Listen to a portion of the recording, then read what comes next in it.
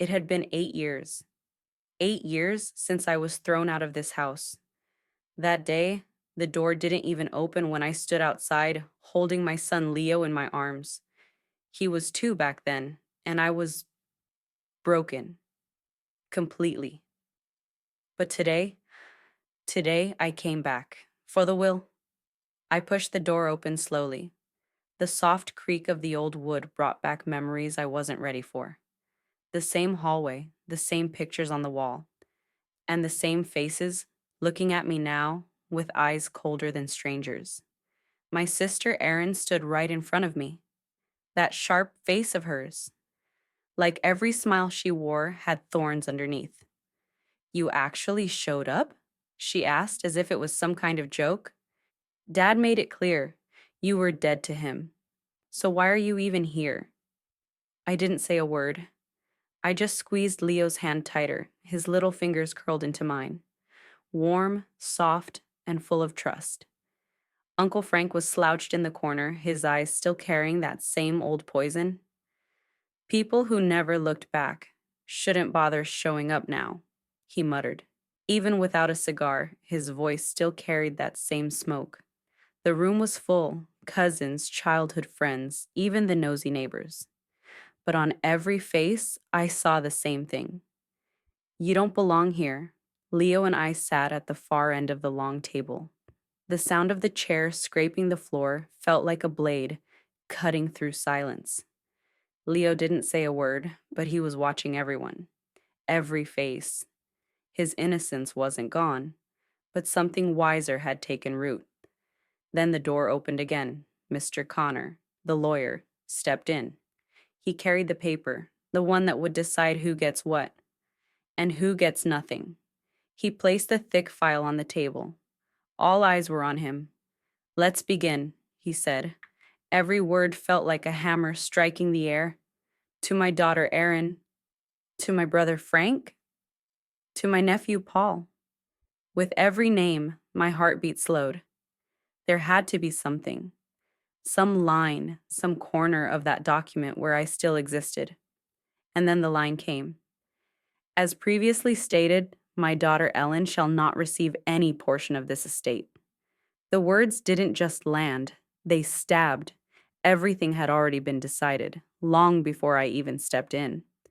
Erin smirked, like a chapter had finally closed.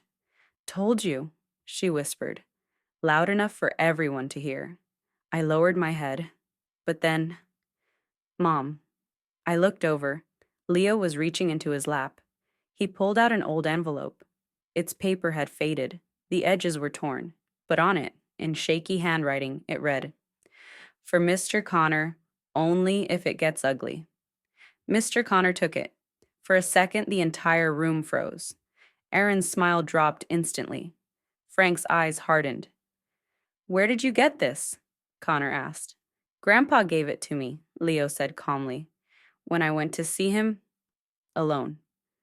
The room fell into silence. I looked at my son, stunned. And suddenly, that memory came back.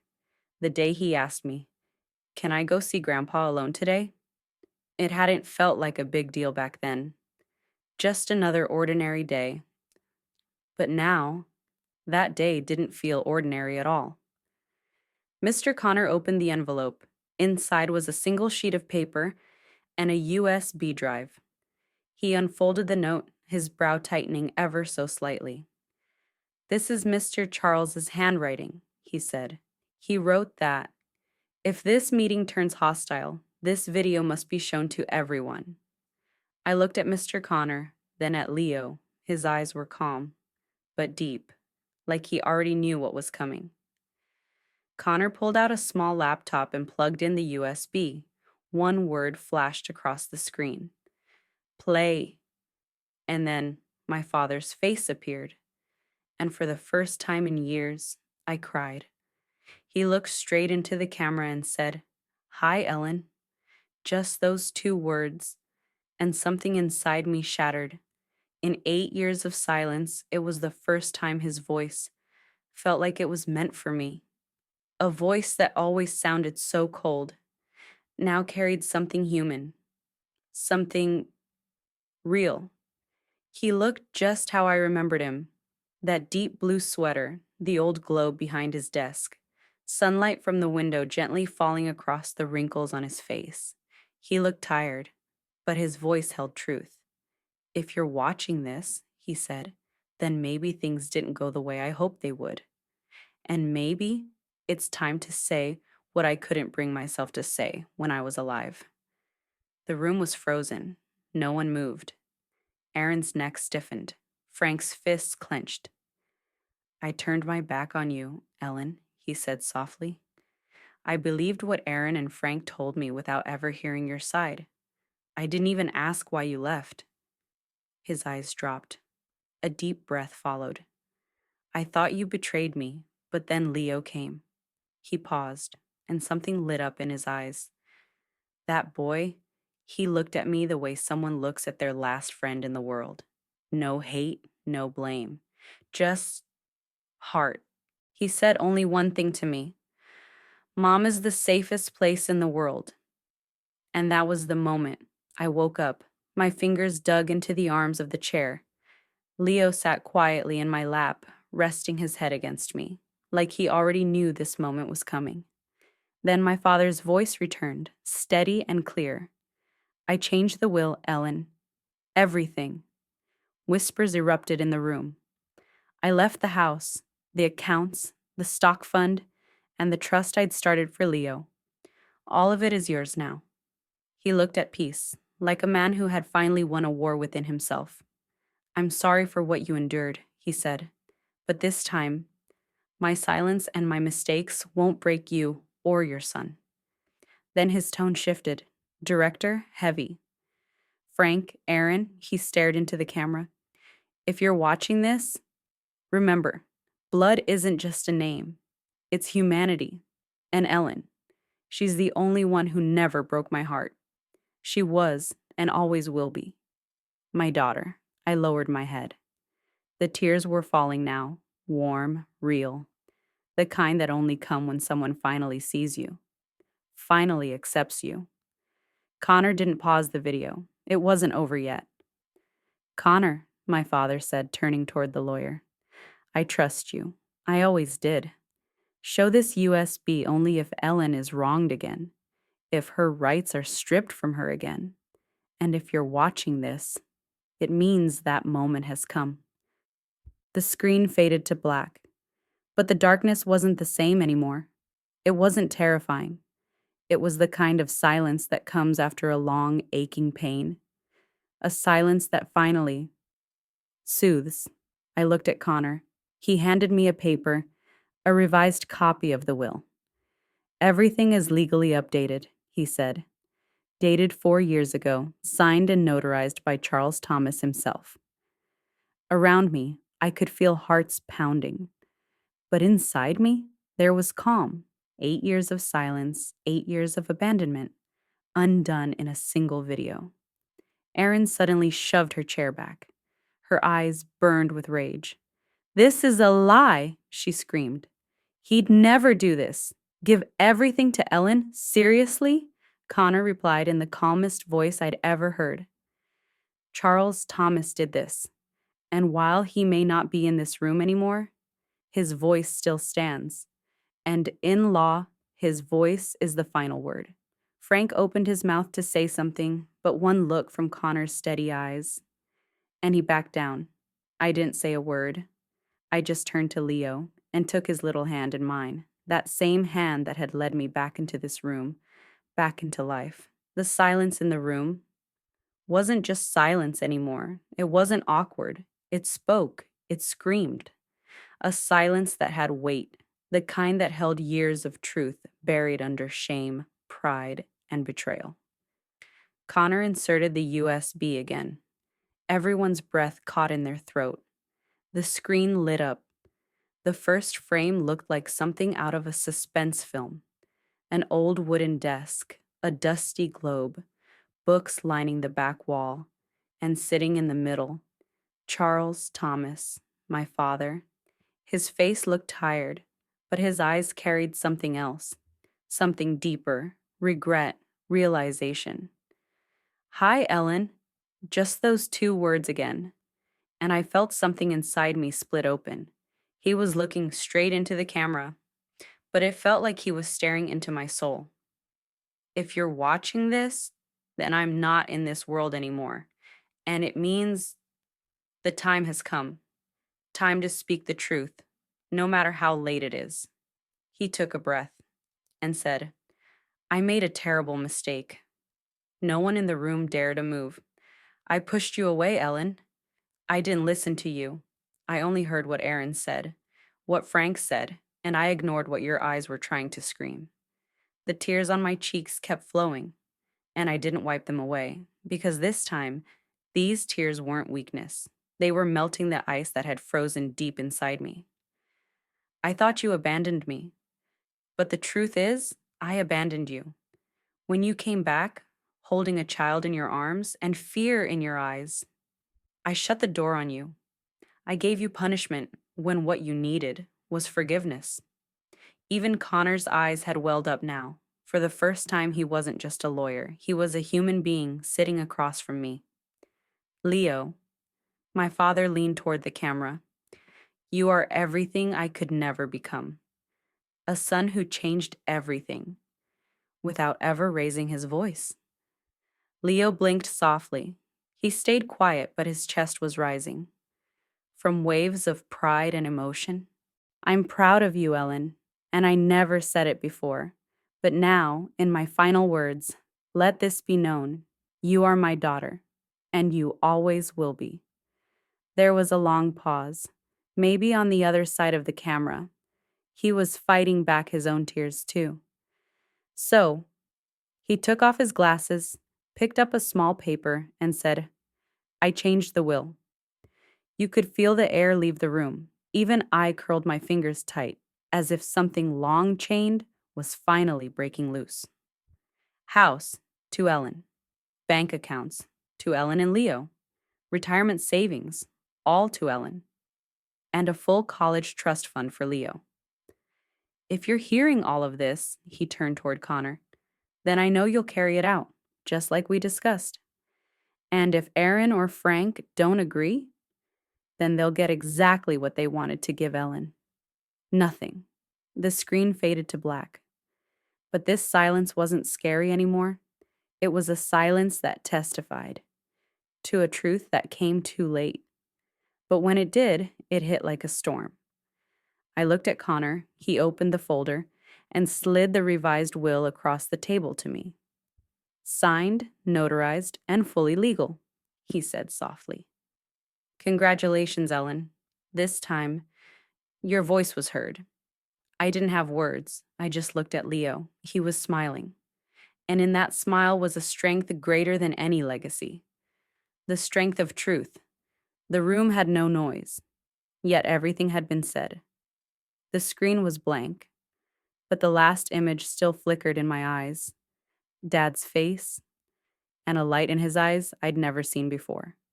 I looked at Connor again. He handed me the will. My hands shook as I took it, but not out of fear. This was the kind of trembling that comes when a battle ends, and you can't believe it's really over. Then came the scraping sound of a chair. Angry, sharp, Erin stood up, the mask of innocence she always wore, shattered. Tears lined her eyes, but they weren't of regret. They were pure rage. This is all scripted, she spat.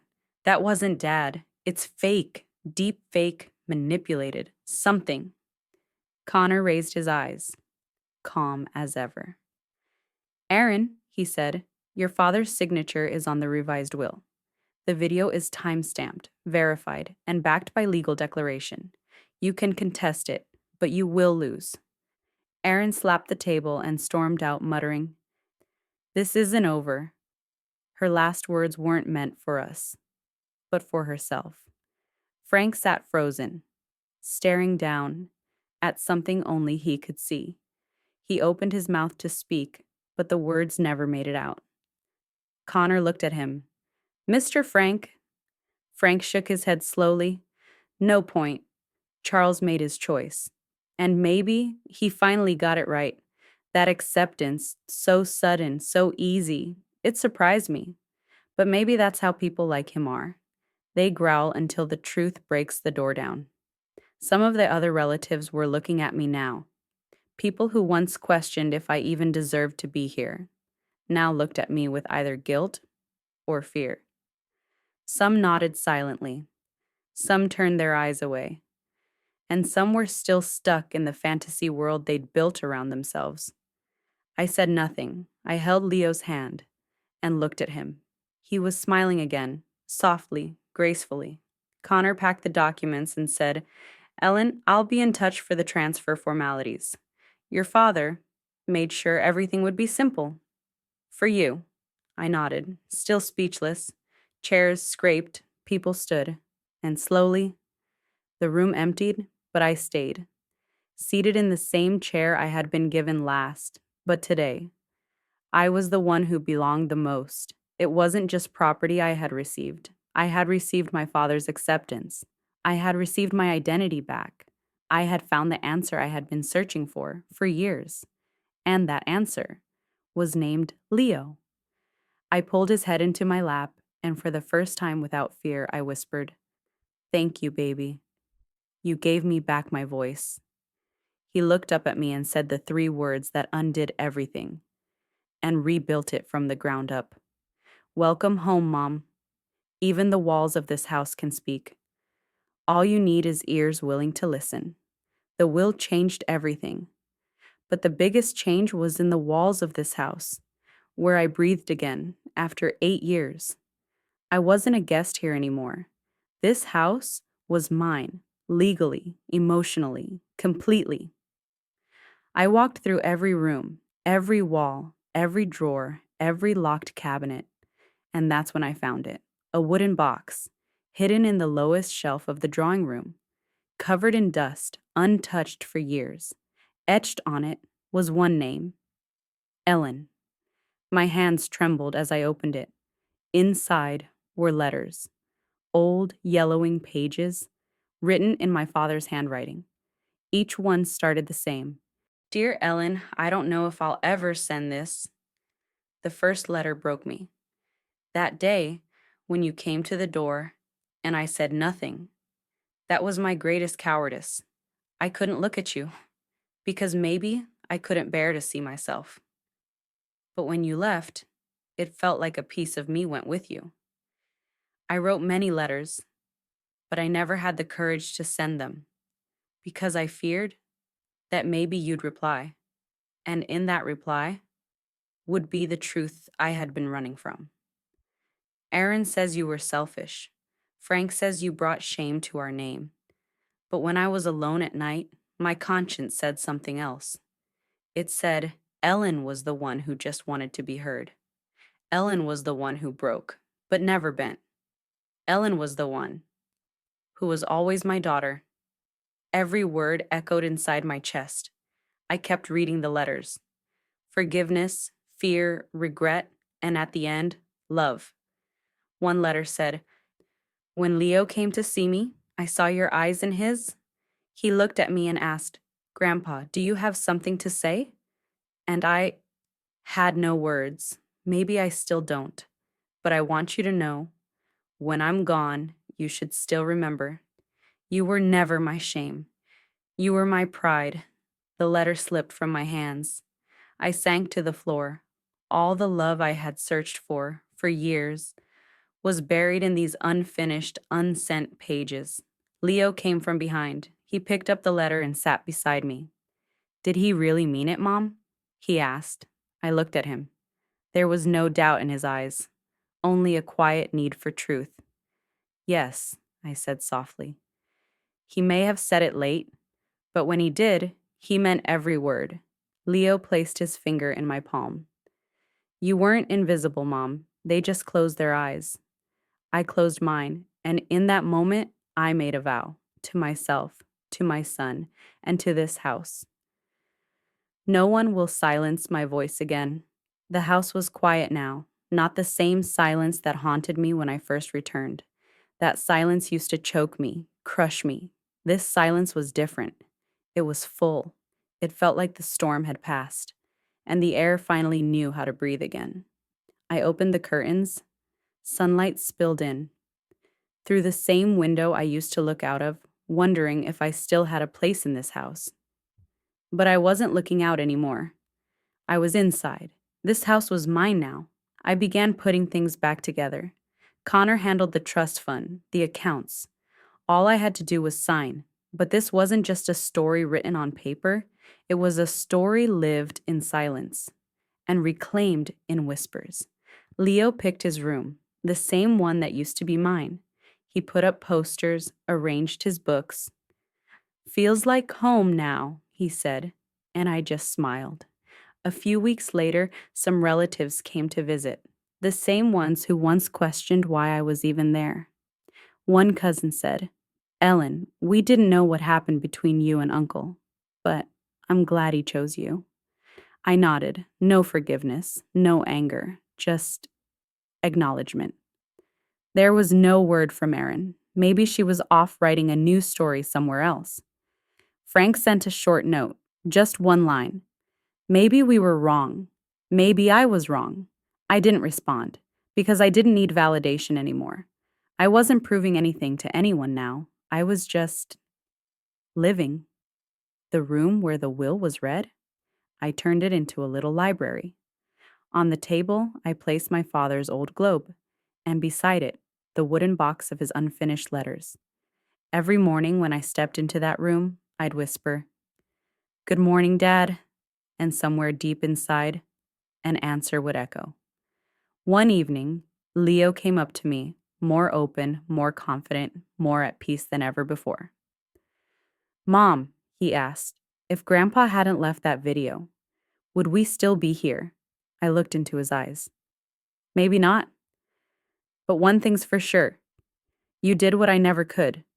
You broke someone's silence and gave me back my voice." He smiled. I looked out the window. A gentle rain was falling, as if even the sky was slowly washing away the dust of the past. And then I looked at that table, the one where they tried to erase me, and now I sat there, head high, back straight, my son's hand in mine. And I said, "They thought silence could bury me, but my son gave me back my voice.